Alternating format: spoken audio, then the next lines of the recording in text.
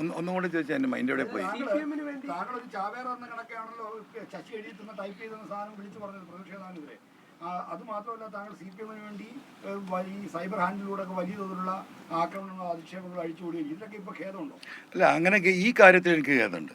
ഈ കാര്യത്തിൽ പ്രതിപക്ഷ നേതാവിൻ്റെ വിഷയം അതാണ് ഒരു സ്പെസിഫിക് ആയിട്ടുള്ള സംഗതി. മറ്റതൊക്കെ രാഷ്ട്രീയപരമായിട്ട് എന്താ പറയുക, നമ്മൾ ആ ഘട്ടത്തിൽ ഓരോ രാഷ്ട്രീയ സാഹചര്യത്തിനനുസരിച്ച് പറഞ്ഞിട്ടുള്ള കാര്യങ്ങളാണ്. അതിലൊന്നും വേറെ ആരുടെയും ഒരു ഇൻഫ്ലുവൻസ് ഇല്ല. എനിക്ക് എൻ്റെ ബോധ്യങ്ങളാണ് ഞാൻ ആ കാര്യങ്ങൾ അന്ന് പ്രതികരിച്ചത്.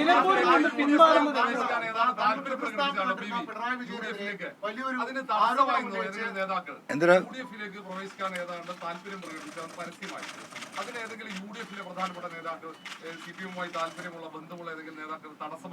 ആരും നിന്നില്ല.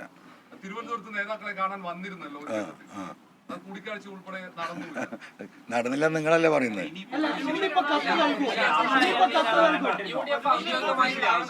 യുഡിഎഫിലേക്ക് എടുക്കുന്ന കാര്യത്തിൽ ഒരു തീരുമാനം പറഞ്ഞിട്ടില്ല, അറിയിച്ചിട്ടില്ല.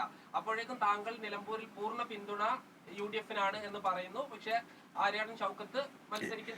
എനിക്ക് എൻ്റെ കാര്യമല്ലേ പറയാൻ പറ്റുള്ളൂ. എനിക്ക് എൻ്റെ കാര്യവും എൻ്റെ പാർട്ടിയുമായി ആലോചിച്ച് നമ്മളുടെ പാർട്ടി നിലപാടിൻ്റെ കാര്യമല്ലേ പറയാൻ പറ്റുള്ളൂ. ആ നിലപാടാണ് നമ്മൾ പറയുന്നത്. UDF ആണ് UDFിൻ്റെ നിലപാട് എന്താ പറയുക വിവരിക്കേണ്ടത്. അതിലിപ്പോൾ എനിക്ക് ഇടപെടാൻ പറ്റില്ലല്ലോ. നമ്മൾ നിരുപാധിക പിന്തുണ ജയിലിൽ നിന്ന് ഇറങ്ങിയ അന്ന് നിരുപാധിക പിന്തുണ കൊടുത്ത് ഈ പിണറായിസത്തെ കേരളത്തിൻ്റെ മണ്ണിൽ അവസാനിപ്പിക്കാൻ 2019 പാർലമെൻറ്റ് തെരഞ്ഞെടുപ്പ് എല്ലാവർക്കും ഓർമ്മയുണ്ടല്ലോ. 123 സീറ്റിലാണ് അന്ന് UDF ലീഡ് ചെയ്തത് 2019. ആ 123 നിയമസഭാ മണ്ഡലം കേരളത്തിൽ UDF ഈ വരുന്ന തെരഞ്ഞെടുപ്പിൽ 26 തെരഞ്ഞെടുപ്പിൽ നേടുന്ന രാഷ്ട്രീയ പ്രക്രിയക്ക് അണ്ണാരക്കണ്ണനും എന്താ പറ്റുക എന്നുള്ളതാണ് ഞാൻ നോക്കുന്നത്. നിലമ്പൂരിൽ ഈ പറയുന്ന ജോയി അവിടെ നിർത്തി മത്സരിപ്പിച്ച നിങ്ങൾ എഴുതി വെച്ചോ, 30,000 തൊട്ട് 40,000 വോട്ടിൻ്റെ ഭൂരിപക്ഷത്തിൽ നിലമ്പൂരിൽ നിന്ന് ജോയി ജയിച്ച് കയറുന്നത് കേരളത്തിലെ ജനങ്ങൾക്ക് കാണാൻ കഴിയും. പാർട്ടിയുടെ ഭാഗമല്ല, മറ്റൊരു രാഷ്ട്രീയ പാർട്ടിയിലാണ്. പക്ഷേ സ്ഥാനാർത്ഥിയെ താങ്കൾ തന്നെ പ്രഖ്യാപിക്കുകയാണ്. അത് നിലമ്പൂർ ഞാൻ രാജിവെച്ച ഒഴിവില്ല. അപ്പൊ അവിടെ എനിക്ക് ചെറിയൊരു സേ ഉണ്ടാവും. അങ്ങനെ പറ്റിയാൽ മതി. ഞാൻ ചോദിച്ചത് UDFിനകത്തേക്ക് ഇനി വരണമെങ്കിൽ എന്തായാലും കത്ത് കൊടുക്കണം. കാരണം മുന്നണി ഇപ്പൊ എല്ലാ കാര്യങ്ങളും ഒക്കെ ഉണ്ടാവും, പക്ഷെ മുന്നണിക്ക് ചില മര്യാദകളുണ്ടാവും. അപ്പോൾ അത് നൽകുമോ ഇനി? അത് ആദ്യമേ എനിക്ക് സ്പീക്കർ എൻ്റെ രാജി സ്വീകരിക്കണം. രാജി സ്വീകരിച്ച് കഴിഞ്ഞാൽ എനിക്ക് തൃണമൂൽ കോൺഗ്രസ്സിൽ മെമ്പർഷിപ്പ് എടുക്കാൻ പറ്റുള്ളൂ.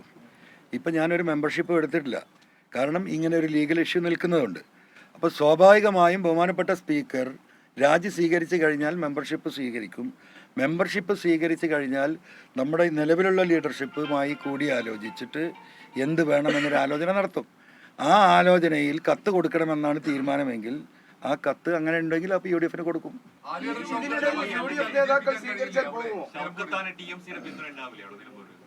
കുറച്ച് പ്രയാസമായിരിക്കും. ഇനി ഞാൻ പിന്തുണച്ചാൽ തന്നെ ഒരു മിനിറ്റ് ഇനി അല്ല, അപ്പം ഇനി ഞാൻ പിന്തുണച്ചാൽ തന്നെ എനിക്ക് ഏതായാലും അവിടെ വോട്ടില്ല. എനിക്ക് കർണാടകയിലാണ് വോട്ട് ചെയ്യേണ്ട എൻ്റെ ആളുകൾ അവിടെ ഉണ്ടല്ലോ. അതെന്താവുമെന്ന് എനിക്ക് പറയാൻ പറ്റില്ല. അല്ല, അദ്ദേഹം കഥ എഴുതണം. എന്തിനാ അദ്ദേഹത്തെ ബുദ്ധിമുട്ടിക്കുന്നത്? അയാൾ കഥ എഴുതുകയാണ്. പ്ലീസ്. അല്ല,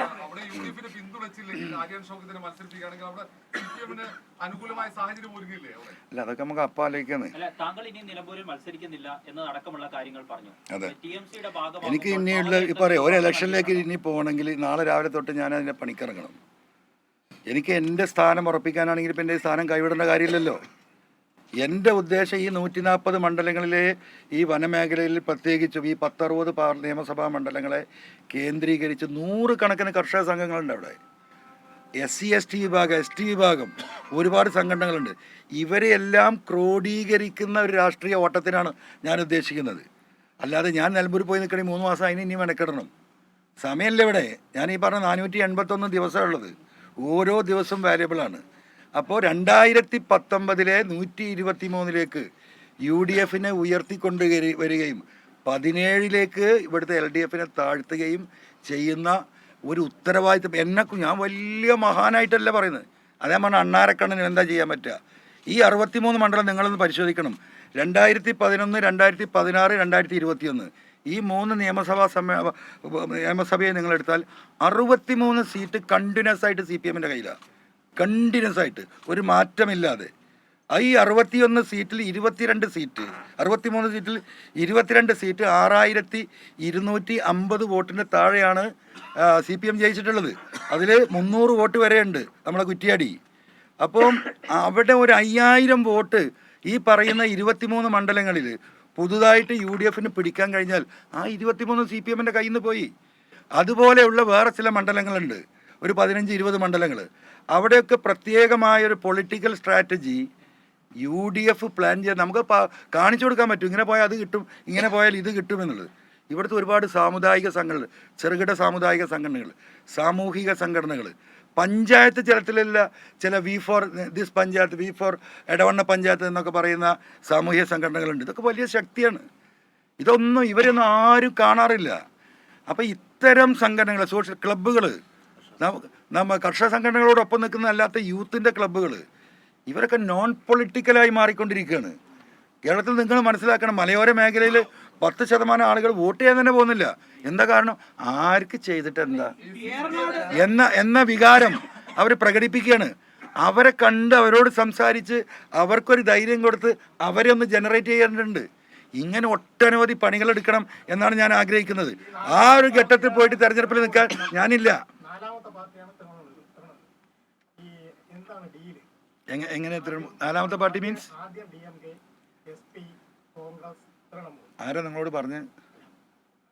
DMK ശരി അല്ല, അങ്ങനെ പറഞ്ഞാൽ പോരല്ലോ. DMK what you set is correct. DMK ഒരു മിനിറ്റ്, DMK കഴിഞ്ഞതിന് ശേഷം തൃണമൂലായിട്ടാണ്. DMK തന്നെയായിരുന്നു ഞാൻ ഉദ്ദേശിക്കുന്നതിന് പല കാരണങ്ങളും ഉണ്ടായിരുന്നു. നമ്മളെ തൊട്ടടുത്ത സ്റ്റേറ്റാണ്, 25 ലക്ഷത്തോളം മലയാളികൾ അവിടെ ജീവിക്കുന്നുണ്ട്. ഒരു പൊളിറ്റിക്കൽ പാർട്ടി മനുഷ്യന് എന്തെങ്കിലും ഉപകാരം ചെയ്യണ്ടേ? അത് നമുക്കൊരു സമ്മിശ്രമായിട്ടുള്ള വിഷയങ്ങളിൽ ഇടപെടാൻ കഴിയുന്ന ഒരു രാഷ്ട്രീയ സാഹചര്യം, അത് കേരളത്തിലെ ജനങ്ങൾക്കും തമിഴ്നാട്ടിലെ ജനങ്ങൾക്കും ഗുണകരമാകും, പൊളിറ്റിക്കലി ഞങ്ങൾക്കും ഗുണകരമാകും. ആ ഒരു കാഴ്ചപ്പാട് അവിടെ ഉണ്ടായിരുന്നു. അതിന് ബോംബിട്ടത് പിണറായിയാണ്. എനിക്ക് പല ഉറപ്പും നൽകിയിട്ടുണ്ട്. ഇപ്പൊ പറയാൻ വയ്യ. മമതന്റെ കൂടെ ആകുമ്പോൾ പുള്ളിക്കാരി എന്നെ പറയുന്നത് എനിക്ക് നോമിനേഷൻ എന്താ പറയാ, ഇത് തരുന്ന മെമ്പർഷിപ്പ് തരുന്ന ദിവസം അവരുടെ പൊളിറ്റിക്കൽ സ്ട്രാറ്റജി കേരളത്തിന്റെ എന്താണ് എന്നുള്ളത് അവർ വിവരിക്കും. താങ്കളുടെ രാഷ്ട്രീയ ഉദ്ദേശം പിണറായി സത്തെ പൊളിക്കുകയാണല്ലോ. അതെ. അങ്ങനെയാണെങ്കിൽ CPM-ന് ഈ പിണറായിക്ക് വരെയുള്ള മൂവ്മെന്റിൽ പങ്കെടുത്ത ആളുകളുടെ പേരും ഉൾപ്പെടുത്തി താങ്കൾക്ക് എന്താ തടസ്സം? അല്ല, അതിപ്പോ തടസ്സമുണ്ട്. ഞാനും ചോദിക്കട്ടെ, ഇതെല്ലാം കൂടെ അപ്പം പറഞ്ഞ ഇനി വാർത്ത വേണ്ട നിങ്ങൾക്ക് ഒറ്റടിക്ക്. അല്ല ഇപ്പോൾ അത് വെളിപ്പെടുത്തുകയില്ല എന്ന മാനസികാവസ്ഥയിലാണ് ഞാനുള്ളത്. അല്ല, പിന്നീട് എൻ്റെ മാനസികാവസ്ഥ മാറ്റുന്ന പണി അവരെടുത്താൽ ഇനി വേറെ പലതിനും വരാണ്ട്.